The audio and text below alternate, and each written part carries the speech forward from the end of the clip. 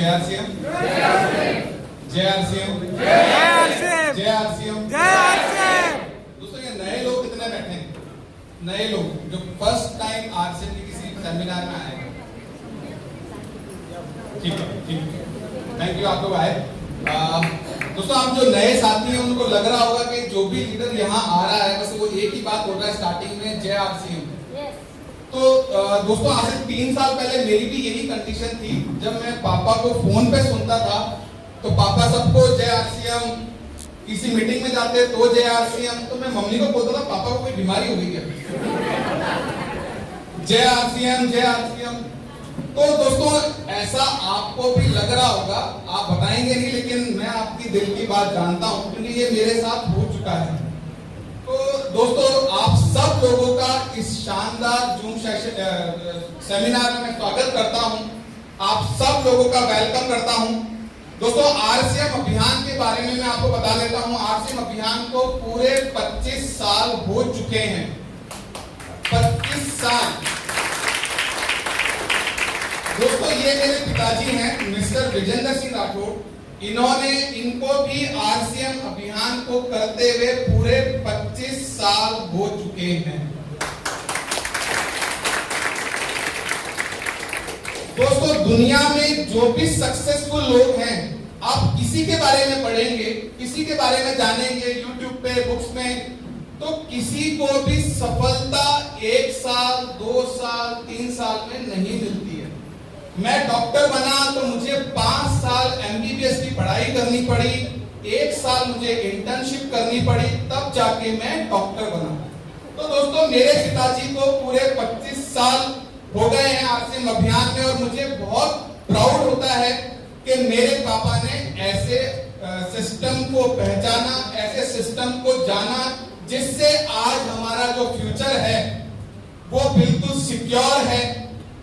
दोस्तों जब आरसीएम से पहले मेरे पिताजी का मेडिकल स्टोर हुआ करता था। मेडिकल स्टोर से अच्छी खासी इनकम हमारे परिवार की थी। मेरे दादाजी एक बहुत बड़े अधिकारी थे, तो हमारी लाइफस्टाइल पहले भी ठीक थी, हम लोग अच्छी लाइफस्टाइल जी रहे थे। लेकिन दोस्तों 2000 के अंदर मेरे पिताजी के पास ओपी शर्मा जी आए और उन्होंने आरसीएम के बारे में मेरे पिताजी को बताया। जब दोस्तों मेरे पिताजी को ओपी शर्मा जी ने एक बार बताया तो पापा ने उनको मना कर दिया, भाई मुझे नहीं करना ये काम। ओपी शर्मा जी 200 किलोमीटर से वापस आए, वापस आके मेरे पिताजी को बोला विजेंद्र सिंह तू आरसीएम कर ले। पापा ने उनको मना कर दिया। दोस्तों ओपी शर्मा जी मेरे पिताजी के स्कूल फ्रेंड थे, कॉलेज फ्रेंड थे। ओपी शर्मा जी तीसरी बार फिर से आए तो मेरे पिताजी ने बोला यार तू मेरे पीछे क्यों पड़ा है? इतना सारा, इतना बड़ा हिंदुस्तान है, हमारे फ्रेंड सर्किल में बहुत सारे लोग हैं, तू किसी को भी करवा दे यार, मुझे नहीं करना ये काम, ये काम मेरे बस की बात नहीं है, ये काम मैं नहीं करूंगा। लेकिन दोस्तों उस समय, उस दिन, उस तीसरे ट्रिप में ओपी शर्मा जी पूरा मानस बना के आए थे कि मैं आज तो विजेंद्र सिंह को आरसीएम ज्वाइन करवा के ही रहूंगा। दोस्तों मेरे पिताजी की आरसीएम में एंट्री होती है। जब दोस्तों मेरे पापा किसी से भी आरसीएम के बारे में बात करते थे, दोस्तों ये मैं बात कर रहा हूं 2000 की, जब मेरे पिताजी किसी से भी बात करते थे आरसीएम के बारे में तो हर आदमी मेरे पापा का मजाक बनाता था, हर आदमी बोलता था कि विजेंद्र सिंह जी आपका तो बहुत अच्छा मेडिकल स्टोर का काम है, आपका बहुत अच्छा फार्मेसी चलता है, आप अच्छे खासे पैसे कमाते हो, आपको आरसीएम करने की क्या जरूरत है? पर दोस्तों मेरे पिताजी ने कभी भी इन लोगों की बातों पे ध्यान नहीं दिया और मेरे पिताजी लगातार आरसीएम अभियान को सीखते गए, करते गए और आज मेरे पिताजी इस मुकाम पे हैं कि जो लोग मेरे पिताजी को मना करते थे आरसीएम करने के लिए, वो अब जब मैं अपने गांव जाता हूं तब मुझे कहते हैं कि यार 25 साल पहले तेरे पापा ने हमें भी बोला था कि आरसीएम कर ले, लेकिन हमने मना कर दिया। मैंने कहा अंकल अब कर लो, अब तो लेट हो गया। तो दोस्तों क्या होता है कि देखिए दुनिया के अंदर बहुत तरीके के लोग होंगे, उनका मना करने का तरीका सेम ही होता है। वो बात अपनी अलग अलग तरीके से करते हैं। जब आप उनके पास कुछ लेके जाएंगे तो बोलेंगे ये तो नई चीज है, ये तो बंद हो जाएगा। जब आप उसमें सक्सेसफुल हो जाएंगे तो बोलेंगे अब तो लेट हो गया। तो दोस्तों कभी भी ऐसे लोगों पे हमें ध्यान नहीं देना, जैसे मेरे पिताजी ने ध्यान नहीं दिया और आज एक बहुत सक्सेसफुल, बहुत लग्जरी लाइफ आज हमें आरसीएम ने दी है। दोस्तों लग्जरी का मैं आपको बता देता हूं। दोस्तों देखिए पैसा दुनिया में हर इंसान कमाता है, हर इंसान, ऐसा नहीं है कि सिर्फ आरसीएम में ही पैसा है या आरसीएम में ही पैसा आता है। दोस्तों दुनिया में जितने भी प्रोफेशन हैं, चाहे डॉक्टर हो, इंजीनियर हो, बड़े बड़े अधिकारी हो, हर इंसान जो मेहनत करता है, जो हार्ड वर्क करता है, वो पैसे कमाता है। तो दोस्तों आरसीएम में भी आपको हार्ड वर्क करना है, आपको आरसीएम में भी डेडिकेशन के साथ काम करना है, तभी आप यहाँ सक्सेसफुल हो सकते हैं। तो दोस्तों मेरे पिताजी ने आरसीएम अभियान को करते करते दोस्तों आरसीएम अभियान ने आज हमारे परिवार को बोध दिया है जो एक आदमी हर इंसान चाहता है कि उसकी लाइफ में हो। दोस्तों मेरे पिताजी जब आरसीएम ज्वाइन किया था, आरसीएम अभियान में उनकी एंट्री हुई थी, तो दोस्तों 2 साल बाद जब हम लोग स्कूल में जाने लगे, मैं और मेरा भाई, तो मेरे पिताजी ने 2007 के अंदर मुझे और मेरे भाई को अलग अलग कार दिलवाई। खुद के पास कार थी, मेरे भाई को और मुझे मेरे पापा ने कार दिलवाई। दोस्तों यहाँ मेरा मकसद ये नहीं है कि पैसा आरसीएम में ही आता है, पैसा दुनिया के हर फील्ड में पैसा है, लेकिन दोस्तों जो पैसा आरसीएम में आता है, जो पैसा आपको आरसीएम देगा, उसमें बहुत सारी चीजें हैं जो दुनिया का कोई भी प्रोफेशन हमें नहीं देता है। दोस्तों मैं अपना इंट्रोडक्शन दे देता हूं। मेरा नाम है डॉक्टर विजय राठौड़। मैं पेशे से एक डॉक्टर हूं। मैंने एमबीबीएस किया, एमबीबीएस करने के बाद क्रिटिकल केयर में डिप्लोमा किया। 7 साल मैंने आईसीयू में काम किया। दोस्तों अच्छी खासी मेरी सैलरी थी, अच्छा खासा मेरा स्टेटस था। जो चीज मैं चाहता था वो चीज मैं अपनी सैलरी से ले सकता था, और अगर नहीं ले पाता तो पापा तो थे, पापा का पैसा तो नहीं। तो दोस्तों अच्छी खासी लाइफ चल रही थी। मैं शादीशुदा हूँ, मेरा एक बेटा है, सब कुछ बढ़िया चल रहा है दोस्तों, अच्छी खासी सैलरी थी। पर दोस्तों मेरे पास समय नहीं था। यहाँ जितने लोग बैठे हैं, जितने नए लोग बैठे हैं, जो चाहे वो कोई भी काम कर रहे हो, चाहे वो लाखों रुपए कमा रहे होंगे महीने के, वो करोड़ों रुपए कमा रहे होंगे महीने के, लेकिन किसी के पास समय नहीं है। दोस्तों आज हर आदमी की सबसे बड़ी समस्या है, उसके पास पैसा तो बहुत है, लेकिन उसके पास फैमिली के लिए समय नहीं है, परिवार के लिए समय नहीं है। तो दोस्तों यही परेशानी मेरे साथ थी। मेरी वाइफ मुझे बोलती थी कि चलो कहीं घूमने चलते हैं, तो दोस्तों मैं हमेशा बोलता था यार मेरे पास टाइम नहीं है, मुझे हॉस्पिटल से छुट्टी नहीं मिलेगी। दोस्तों ये हम सब लोग जानते हैं, चाहे हम किसी भी प्रोफेशन में हो, नौकरी करने वाला इंसान हमेशा नौकर होता है, चाहे वो डॉक्टर हो, इंजीनियर हो या कुछ भी हो। तो दोस्तों नौकरी करने वाला इंसान कभी भी अपने मन मर्जी से छुट्टी नहीं ले सकता है, अपने मन अकॉर्डिंग अपने काम पे नहीं जा सकता है, क्योंकि वो नौकर है। तो दोस्तों मैं बहुत परेशान रहता था, बहुत स्ट्रेस मेरी लाइफ में भी धीरे धीरे बढ़ने लग गया था। हॉस्पिटल का वर्कलोड और घर की सारी टेंशन। मेरी वाइफ मुझे बोलती है आप पैसा कमा रहे हो, बस आपकी लाइफ में तो पैसा ही है। मैंने कई बार मेरी वाइफ को बोला भाई मैं क्या करूं, जॉब छोड़ दूं? मैं जॉब नहीं छोड़ सकता। तो दोस्तों ऐसे नोक जोक हमारे घर में होती रहती थी और मैं मेंटली बहुत स्ट्रेस में रहने लग गया था। दोस्तों ये कुछ डाटास मैं लेके आया हूं आपके सामने। ये इंडियन मेडिकल एसोसिएशन का डाटा है। दोस्तों उन्होंने बताया हमारे देश के अंदर 56% जो डॉक्टर्स हैं, 56%, 100 में से 56% जो डॉक्टर्स हैं वो 7 घंटे की नींद भी पूरी नहीं लेते हैं।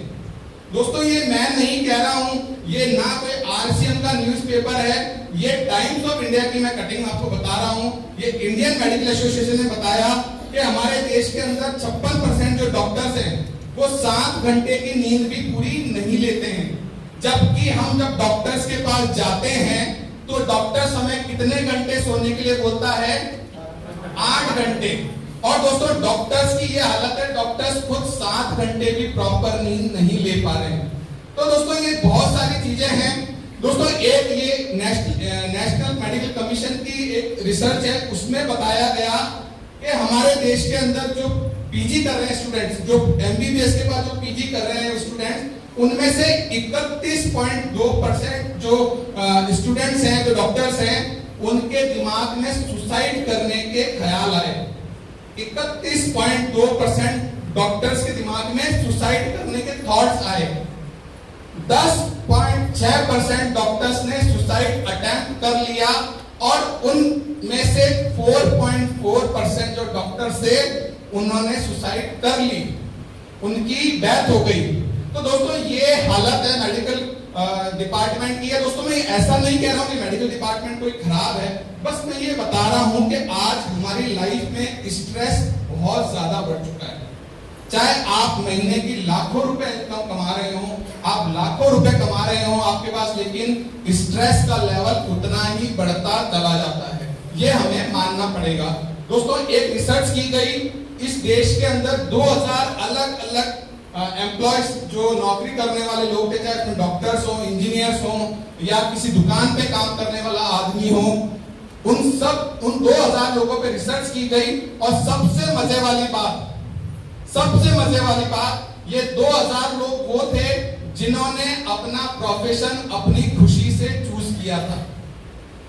दोस्तों इन 2000 में से एक भी इंसान ऐसा नहीं था जो टेंशन में नहीं था, जिसकी लाइफ में स्ट्रेस नहीं था, जो अपने वर्क प्रेशर की वजह से परेशान नहीं था। तो दोस्तों ये हमारे देश का हाल है। तो दोस्तों यहाँ मेरा बताने का मतलब यह है कि आज जॉब ही केवल एकमात्र ऑप्शन नहीं है हमारे पास। अगर हमें अपने लाइफ में आगे बढ़ना है तो हमारे पास आरसीएम अभियान जैसा एक माध्यम है, जहां से हम पैसे के साथ साथ वो सब चीजें हासिल कर सकते हैं जिसके लिए जो हमारी ड्रीम लाइफ होती है। दोस्तों ये बैंक मैनेजर है, इन्होंने 22 जुलाई 2025 को सुसाइड अटेम्प्ट कर लिया। आप लोग जरा देखिए, बैंक मैनेजर जिसके अंडर में लगभग 15 से 20 लोगों का स्टाफ होता है, जो उस ब्रांच का राजा होता है, उसने सुसाइड कर लिया। दोस्तों ये इंडिया टीवी की खबर है। ये देखिए, वर्क प्रेशर के कारण बैंक बड़ौदा के ब्रांच मैनेजर ने आत्महत्या कर ली। तो दोस्तों ये वर्कलोड आज इतना बढ़ चुका है, नौकरी करना हमारी मजबूरी है, क्योंकि अगर नौकरी नहीं करेंगे तो हमारा परिवार कैसे चलेगा। लेकिन दोस्तों सिर्फ नौकरी ही एकमात्र ऑप्शन नहीं है। दोस्तों ये आईपीएस ऑफिसर हैं, एक जिले का राजा जो जिसे हम कहते हैं, उन्होंने सुसाइड अटेम्प्ट कर लिया। वाई प्रण कुमार, इन्होंने सुसाइड कर लिया वर्क प्रेशर की वजह से। तो दोस्तों हमें समझना पड़ेगा, हम आरसीएम में अगर जीवन में हमें कोई भी चीज हासिल करनी है, अगर हमें जीवन में सक्सेसफुल बनना है, तो हमें हार्ड वर्क करना पड़ेगा। और दोस्तों आरसीएम में भी आपको हार्ड वर्क करना पड़ेगा। यहाँ ऐसा नहीं है कि आपने आज आरसीएम अभियान में आपकी एंट्री होती है तो कल से आपको लाखों रुपए का चेक आना स्टार्ट हो जाएगा। ऐसा कोई भी सिस्टम आरसीएम अभियान में नहीं है। आपको यहाँ भी हार्ड वर्क करना पड़ेगा, और हार्ड वर्क भी दोस्तों आपको डेडिकेशन के साथ करना पड़ेगा। डेडिकेशन का मेरा मतलब है कि सिस्टम से आपको काम करना पड़ेगा, आपको लगन के साथ काम करना पड़ेगा, आपको अपने मन अकॉर्डिंग, आपको अपने मन से कुछ नहीं करना है। जो हमें सिस्टम ने दिया है उस सिस्टम को फॉलो करते हुए हमें काम करना है। और दोस्तों मैं दावे के साथ कह रहा हूं, अगर आप हार्ड वर्क आरसीएम को समझ के आरसीएम अभियान की एक एक चीज को जानते हुए अगर आप काम करते हैं, 3 से 5 साल आपको मेहनत करनी है। आपको मैं दावे के साथ कह रहा हूं कि आने वाले समय के डायमंड आप बन सकते हैं। दोस्तों देखिए क्या है कि कुछ लोग बोलते हैं साहब 3 से 5 साल का समय तो बहुत लंबा समय होता है। दोस्तों जब एक डॉक्टर बनता है, जब अपनी स्टडीज पूरी करता है, तो दोस्तों उसको 10 से 12 साल लगते हैं, तब जाके उसकी लाख रुपए की इनकम आना चालू होती है। 10 से 12 साल जब एक डॉक्टर पढ़ लेता है, तब जाके उसको इनकम आना चालू होती है। एक इंजीनियर 4 साल बीटेक करता है, तब जाके उसको इनकम आना चालू होती है। एक बीएड का एक टीचर जो है वो पहले ग्रेजुएशन करता है, उसके बाद वो बीएड करता है, तब जाके उसकी अगर नौकरी लगती है तो पैसा आना चालू होता है। दोस्तों दुनिया के किसी भी प्रोफेशन में कहीं पे भी आपको पैसा तुरंत आना स्टार्ट हो जाए, इसकी कहीं भी परिभाषा नहीं लिखी हुई है, इसकी कोई गारंटी नहीं है। तो दोस्तों हमें 3 से 5 साल आरसीएम में हमें हार्ड वर्क करना है, डेडिकेशन के साथ काम करना है और हम डायमंड बन सकते हैं। दोस्तों डायमंड बनना अब आसान हो चुका है। मेरे पिताजी का समय आपको मैं बता देता हूं। जब मेरे पिताजी ने आरसीएम अभियान को ज्वाइन किया था, आरसीएम अभियान में मेरे पिताजी की एंट्री हुई थी 2000 के अंदर, तब सिर्फ एक आरसीएम का स्टोर होता था, सिर्फ एक स्टोर। आज 2026 के अंदर 15,000 पीयूसी सेंटर्स है हमारे पूरे इंडिया के अंदर, 15,000। तो दोस्तों हमारे लिए बहुत आसान है डायमंड बनना। दोस्तों 2000 के अंदर सिर्फ पैंट का कपड़ा आता था, आज हमारे पास आरसीएम अभियान में 700 प्लस प्रोडक्ट्स हैं, 700 प्लस प्रोडक्ट्स। तो दोस्तों बहुत इजी है हमारे लिए डायमंड बनना। 2000 के अंदर एक आदमी मिलना बहुत मुश्किल होता था। आज आरसीएम का जो परिवार है वो 4 करोड़ परिवारों का एक सम्मेलन है हमारा, इतना बड़ा हमारा आरसीएम का परिवार है। 2000 के अंदर मंथली जो सेल होती थी वो आरसीएम की होती थी 50,000 रुपए की। आज 2026 में 200 करोड़ का टर्नओवर है कंपनी का मंथली। 2000 के अंदर एक डिपो हुआ करता था, 2026 में 200 डिपो हैं। तो दोस्तों ये हमें ये बताता है कि आरसीएम अभियान जो है वो धीरे धीरे इसका जो विकास है वो बहुत बड़े लेवल पे होता जा रहा है। आरसीएम अभियान में हमें सक्सेसफुल होने में ज्यादा समय नहीं लगेगा। दोस्तों ये सारी चीजें आरसीएम ने हमें बहुत कुछ दिया। आरसीएम से हमें सारी लग्जरी लाइफ हमें आरसीएम ने दी, फिर भी मैं आरसीएम नहीं करना चाहता था। मैं हमेशा पापा जब मुझे बोलते थे कि तू आरसीएम की मीटिंग्स में चला कर, तू आरसीएम में आना स्टार्ट कर दे, तो मैं दोस्तों पापा को हमेशा मना करता था कि मुझे आरसीएम नहीं करना है। दोस्तों मैं हमेशा पापा को मना कर देता था। हमेशा जब मैं मना करता तो मेरे दिमाग में एक ही बात आती थी कि आरसीएम तो कम पढ़े लिखे लोगों का काम है ना दोस्तों? ऐसा लगता है कई लोगों को लगता होगा ना कि आरसीएम कम पढ़े लिखे लोगों का काम। तो दोस्तों मेरा भी यही विचार था, मैं यही सोचता था कि आरसीएम तो कम पढ़े लिखे लोगों का काम है। मैं तो डॉक्टर हूं, मैंने तो एमबीबीएस किया है, मैंने क्रिटिकल केयर में डिप्लोमा किया है, तो मुझे आरसीएम करने की आवश्यकता नहीं है। आरसीएम तो कम पढ़े लिखे लोग करते हैं, आरसीएम तो बेरोजगार जो लोग हैं वो आरसीएम करते हैं। मैं तो डॉक्टर हूं, अच्छा खासा पैसा कमा रहा हूं, मुझे आरसीएम करने की आवश्यकता नहीं है। दोस्तों यही विचार मेरे दिमाग में आते थे, मैं कभी भी आरसीएम नहीं करना चाहता था। मेरे पिताजी को 25 साल हो चुके हैं। दोस्तों मुझे आरसीएम समझने में 23 साल लगे।